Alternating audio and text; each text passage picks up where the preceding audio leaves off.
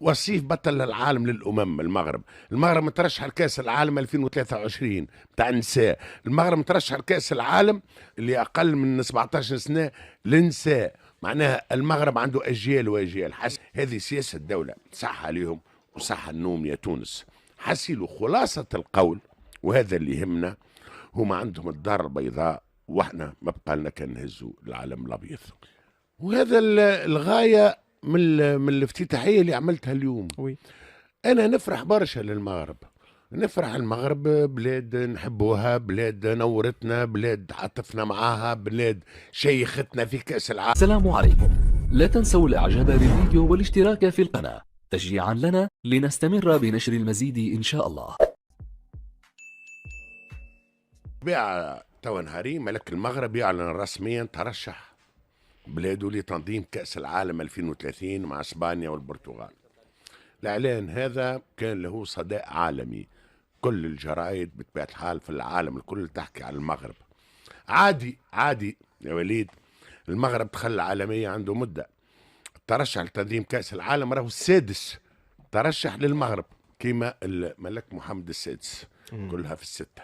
معناها عنده أكثر من 30 سنة، والمغرب كل معناها كأس عالم يقدم الترشح نتاعو، وعنده 30 سنة جاهز لتنظيم كأس العالم. نتذكروا 2010 مع الأفريق دو سود اتهمت جنوب أفريقيا وأنها بين ظفرين تحيلت على المغرب باش تنحي لها التنظيم. اليوم كيف ولات كأس العالم ب 48 بلاد، وهبط القانون الجديد هاو مش ثلاثة مقابل، مش زوز مقابلات، ثلاثة برك. تحالفت المغرب مع جيرانه اسبانيا والبرتغال وما ادراك. الحقيقه كيف ريت المغرب الشقيق شهدت صحيح باش ينظم كاس العالم، حليت عليه الكتاب شويه خلينا نشوف المغرب، وكتاب كبير ياسر. وقفت عند عام 2022 بالطبيعه الناس الكل تعرف قطر 2022 المغرب العالميه، المغرب الرابع لاول مره في التاريخ فريق عربي معناها افريقي يوصل للعالميه. جيت نشوف كاس افريقيا للنوادي، نقل المغرب هزتهم الكل. المغرب في الرجال بالطبيعه تعرفوا الوداد، وفي ونهضه بركان كاس الكاف، والاخرى رابطه الابطال. في النساء الفار هزت كاس افريقيا لاول مره في التاريخ، بلاد تهز كوس افريقيا الملمه واللي فما رجال ونساء بلاد واحده. نحكي عن النساء نتاع المغرب، واحنا نحكيو على تونس مره ونصف الى اخره.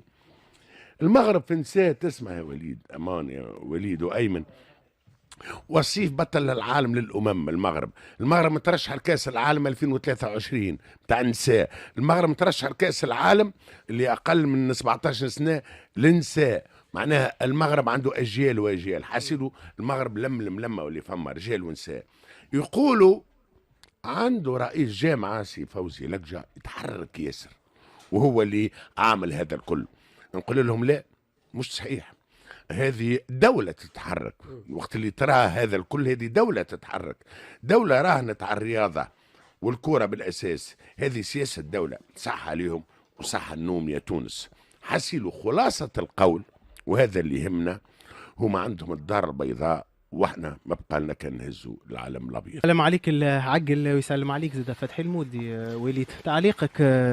كلام في الصميم من الاستاذ كالعاده، كلام في الصميم. انا الحقيقه حكي على فوزي لقجع. انا فوزي لقجع نعتبره تعيين سياسي بامتياز، ما كانش تعيين رياضي. معناتها تعيين فوزي لقجع على راس الجامعه المغربيه لكره القدم. ربما فوزي لقجع اليوم معروف ومشهور اكثر حتى من وزير الرياضه المغربي. صحيح، فهمتني؟ لانه اليوم المغرب اتخذت من كره القدم وسيله كما قال الاستاذ باش تمشي لبعيد في عده مجالات. فما استراتيجيه واضحه، استراتيجيه تبنيت اليوم عندها سنوات، ناس عارفه وين تمشي، ناس زاده خلينا نقولوا الاستاذ الاستقرار السياسي عاونهم نوعا ما، عكس تونس اللي صار سياسيا اكيد ياثر في جميع المجالات. ناس حطت برشا فلوس، ناس بنات لي كومبلكس معناتها تشوف بارتو. الاكاديميه تاع محمد السادس اللي خرجت النجوم الكبار اللي عاونوا برشا المغرب باش حققت الاهداف نتاعها، خاصه التواجد في المرتبه الرابعه في كاس العالم الاخيره. اليوم حتى اللاعبين مزدوجي الجنسيه ما عادش يخموا برشا باش يجيوا للمغرب وباش يضيفوا من الناحيه الرياضيه اي من خاطر كي يشوفوا الدوله شنو قاعده عامله، يشوفوا قيمه المغرب، يشوفوا الناس شنو قاعده تحكي على المغرب. اليوم صدفتني الومضه الترويجيه نتاع لقاء المغرب والبرازيل الودي. صحيح. استاذ حاجه روعه، حاجه روعه. انا ما نذكرش احنا استغلينا مقابلتنا مع البرازيل باش عملنا حاجه ولا روجنا الحاجه، ولا قعدنا كان في حكايه التساكر وشكون باش ياخذ التساكر وشكون باش يمشي وشكون باش يجي وشكون باش يدخل. حسيلو معناتها ناس كما قال الاستاذ اليوم اعلى هرم السلطه. السلطه. عملنا فيش مخدومه بينت، اي مايكروسوفت بينت. اعلى هرم السلطه قاعد يصرف على الرياضه، قاعد ينفستي في الرياضه. ناس تعرف وين تمشي، ناس تعرف قيمه الرياضه اليوم ودورها حتى من الناحيه السياسيه، من الناحيه السياحيه، من الناحيه الثقافيه. هنيئا لهم. واحنا لا غالب لازمنا نخدموا برشا، لازمنا نتعبوا برشا، لازمنا نبدلوا برشا حاجات كان نحبوا نوصلوا على الاقل شويه وين وصلوا. متر من غير الدفع السياسي والدوله، الفيدراسيون نتاع المغرب ولا فوزي لقجع ولا غير فوزي لقجع ما كانش ينجم يعمل حتى شيء. وهذا الغايه من الافتتاحيه اللي عملتها اليوم. وي. انا نفرح برشا للمغرب، نفرح المغرب بلاد نحبوها، بلاد نورتنا، بلاد عاطفنا معاها، بلاد شيختنا في كأس العالم، بلاد خليتنا وقت اللي تونس خرجت كملنا نتبعوا في كأس العالم واحنا باهتمام، ومش نتفرجوا برك وإنما نتحمسوا. دونك ولكن في نفس الوقت تعطي فينا في الدروس، تعطي فينا في الدروس. شنو هو الدرس؟ الدرس الأولاني وأنه راهي كرة قدم مش رياضة، راهي كرة القدم سياسة الدولة، راهي كرة القدم تجيب لك السياح.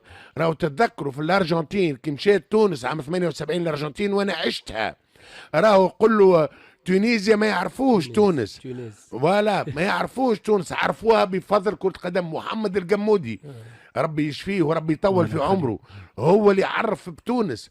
معناها سامحني تستثمر هاك فاش تستثمر.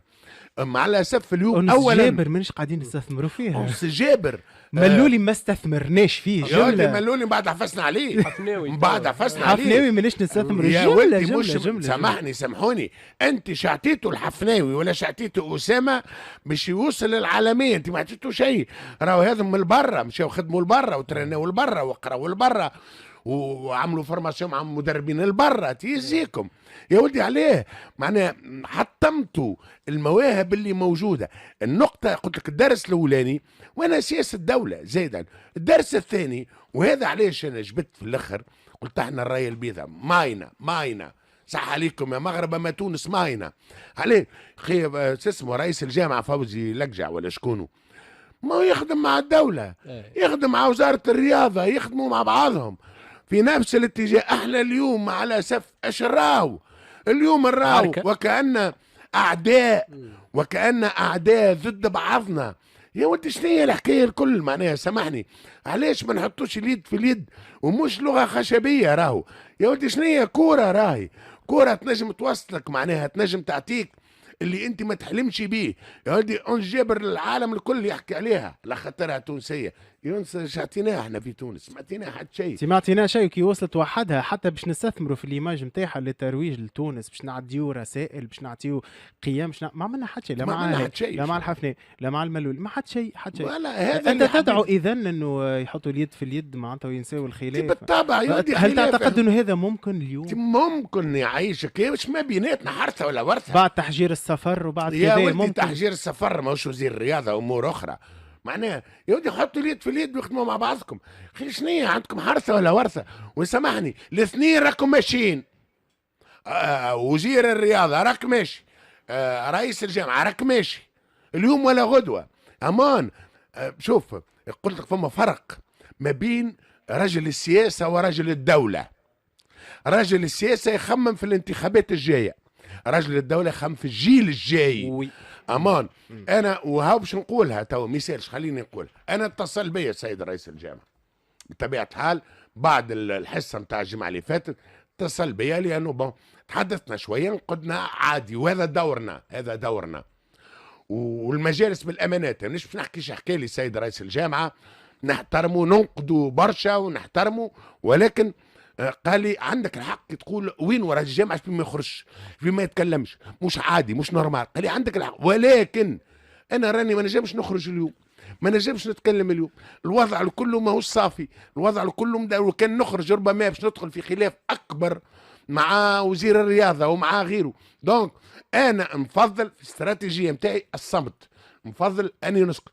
اختيار منه حقيقه ما حبيتش نحكي الجزئيات للامانه والمجال، ولكن قال انا اليوم فضلت الصمت على اني باش ندخل في مواجهه مباشره مع وزاره الرياضه او مع السلطه بصفه عامه. الاجواء العامه ماهيش باهيه، قلت الرئيس ما تزيدش. موقف ينجم يكون محترم، ولكن انا ديما بالنسبه لي انا الرأي العام ينتظر وأنه إنسان يخرج ويتكلم ويحكي لنا على الأقل على رياضتنا، المشاكل اللي فيها إلى آخره، لأنه بطولتنا بطولة كارثية، رزنامة كارثية معناها، وننقدوا بحب، ويعرفوا أعضاء الجامعة معناها كي ننقدوا احنا مانا أيمن ننقدوا راهو معنا لا مصلحة لا عنا حتى شيء، ننقدوا بحب.